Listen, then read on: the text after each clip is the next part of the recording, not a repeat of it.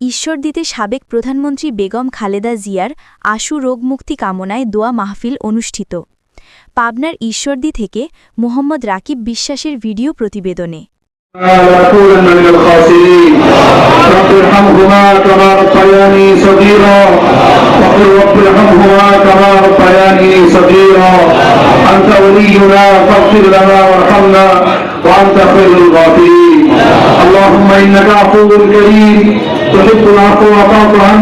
পাবনার ঈশ্বরদীতে বাংলাদেশ জাতীয়তাবাদী দল বিএনপির চেয়ারপারসন ৩ বারের সাবেক প্রধানমন্ত্রী আপসহীন নেত্রী গণতন্ত্রের মা দেশনেত্রী বেগম খালেদা জিয়ার আশু রোগমুক্তি কামনায় দোয়া মাহফিল অনুষ্ঠিত হয়েছে।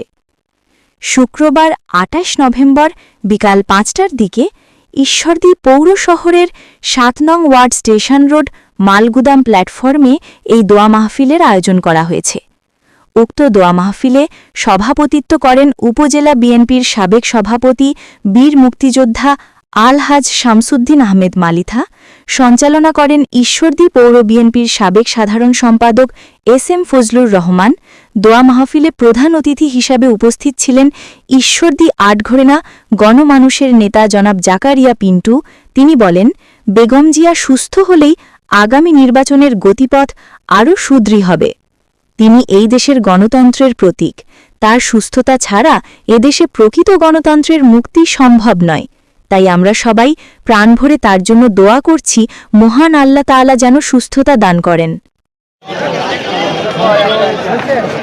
এই সময় উপস্থিত ছিলেন ঈশ্বরদী পৌর বিএনপির সাবেক যুগ্ম সম্পাদক ও প্যানেল মেয়র মোহাম্মদ আনোয়ার হোসেন জনি, ঈশ্বরদী পৌর বিএনপির সাবেক সাংগঠনিক সম্পাদক ইসলাম হোসেন জুয়েল, ঈশ্বরদী শিল্প ও বণিক সমিতির সভাপতি নান্নুর রহমান, সারা ইউনিয়ন চেয়ারম্যান পদপ্রার্থী আক্কাস আলী খান ও পৌর বিএনপির সাবেক যুগ্ম সম্পাদক আতাউর রহমান পাতা, সাবেক কমিশনার মনিরুল ইসলাম সাবু, পৌর যুবদলের সাবেক সভাপতি মোস্তফা নুরে আলম শ্যামন, পৌর ছাত্রদলের সাবেক সভাপতি তৌফিক খন্দকার সোহেল, স্বেচ্ছাসেবক দলের আহ্বায়ক এস.এম. মামুনুর রশিদ নান্টু, সদস্য সচিব মাহমুদুর রহমান ফুল জুয়েল, নির্বাহী সদস্য জাকির হোসেন, ওহিদুজ্জামান মিন্টু, আবুল কালাম আজাদ, যুবদল নেতা বেলাল খান সহ বিএনপির অঙ্গ সহযোগী সংগঠনের নেতাকর্মীরা উপস্থিত ছিলেন।